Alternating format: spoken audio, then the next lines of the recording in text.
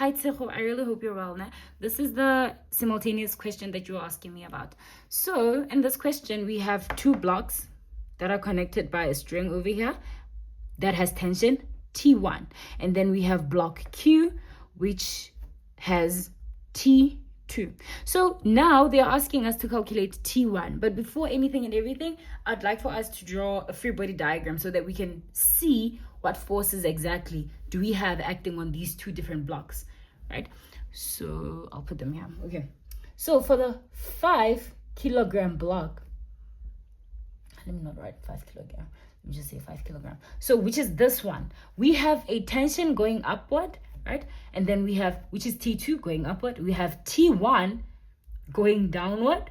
And what other force are we going to have? We're also going to have weight, which is acting in the downward force. So let's take our up as positive, right? Let's just say up as positive, right? So for the 5 kilogram block, this is how its free body diagram will look.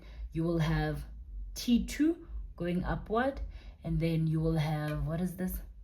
T1 going, oh my goodness, I feel like I'm just squashing it down here. Okay, let me just, okay, you will have, this is the 5 kg. You'll have T2 going upward, T1 going downward, and what else? Weight going downward, which is just our FG. Now, for the 20 kilogram block, right? We just have two forces acting on the 20 kilogram, which is block P, right? Because it's the upward force, which is T1 in this case, and the downward force, which is just weight, right? So it will look something like this. T1 downward force, and this is our FG. They want us to calculate for this T1, right? But before that, I need us to note that T2, it will be equals to 250 Newton. Why, you may ask? Because they said that this is a light inextensible string. What they mean by light inextensible string, imagine that this is a, okay, I don't know what they call it, but it's something like this. But it doesn't offer any friction, or it doesn't hinder the motion of the rope as it is passing by. So the rope is moving so smoothly that the force over here, it's equals to the force over here. And if we have T2, we know that T2 is the one pulling the system upward. So T2 will be this 250 Newton over here. Nah? Note that. Okay, so we already have what? Our T2. Okay, so now, because this is so much simultaneous equations, we're supposed to work out the forces acting on Q and then the forces acting on P. Okay, let's say for Q, right? We know that F net equals to m dot A. This is Newton's law.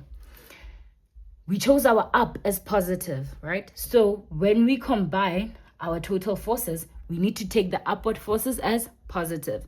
So for the Q block, T2, it's the one that's positive, right? So we'll have T2 plus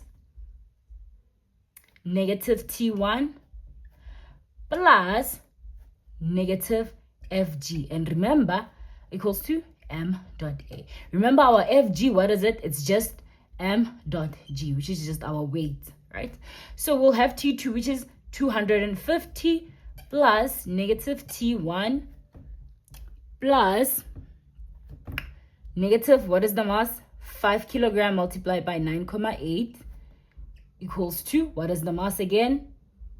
5 multiplied by the acceleration. We don't know the acceleration yet, right? So you can't put anything over there.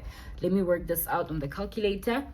Negative 5 times 9,8, it's giving me minus 49. So we'll have 250 plus negative T1 plus negative 49 equals to 5A, right? So this and this, they're like terms. We can just add them together, giving us 201 minus T1 equals to 5A. Now, because we want this to look neat, we can take this T1 to the other side and then transfer this 5A to the side, right? So we'll now have 201 minus 5A equals to T1. I just wanted this T1 to be a positive because that's what we're trying to calculate for, right? This is our T1. So this will be our equation 1 from block Q, right? Now we need another equation from what? From block P, right? So for P, we'll now have F net equals to M dot A. For P, it's actually quite simple because we only have two forces acting on P, which is just our T1 and our FG. So we'll have T1 plus negative FG equals to M dot A. Now let's substitute, right? So we have our T1 plus negative 20 times 9,8 equals to M dot, let me just, sorry. What is our mass? 20 times acceleration, right? So now from here, we're going to have T1, then you just put this into your calculator. Let's see what it's giving us. Minus 20 times 9,8 minus 196. Minus 196 equals to 20A, right? And remember, what are we trying to look for? Trying to look for T1. So in order to make T1 the subject of the formula, you just transpose this negative 197 to the other side. So you'll have T1 being equals to 20A plus 196. Now notice this, right? We have our T1. Okay, this will be our second equation. We have our first from block Q, and this will be from block P. Fine. So we have our first T1 and we have our second T1, right? But if you notice, they're both saying T1 equals to and T1 equals to. If this is T1 and this is also T1, we could just equate the two because they're all saying T1 equals to something, right? So we could just say they're both equal because they're all equal to T1, right? So wait.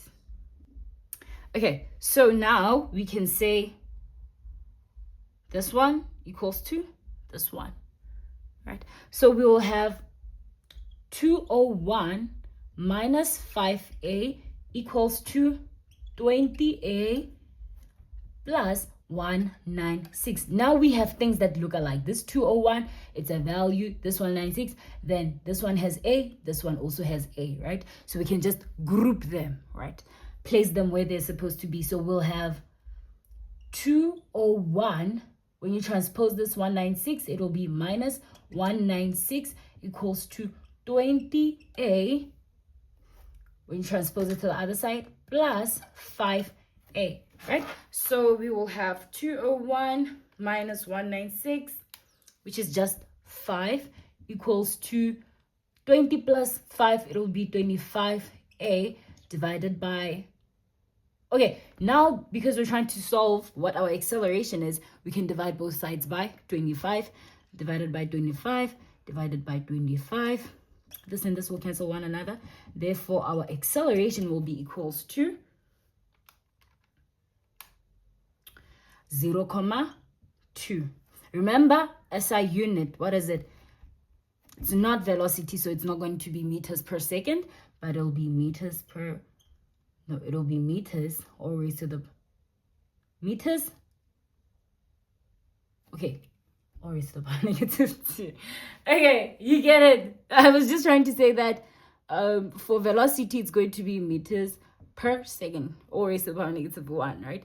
But for acceleration, it is raised to the power negative 2. So we have our acceleration, but remember, we're not trying to find out what our acceleration is, but we're trying to find out what our T1 is, right? So if we have our A, we can just easily substitute it either into equation 1 or into equation 2, right? So we are going to say A into 1. So we have T1 being equals to 201 minus 5 all into 0,2. T1, therefore T1 will be equals to, then you just put this into your calculator. Won't you look at that? Minus 5 onto 0,2. It's giving me 200 Newton. So this will be the force of T1. Yeah? Okay, you tell me if you have a problem so that I can further explain. Ne?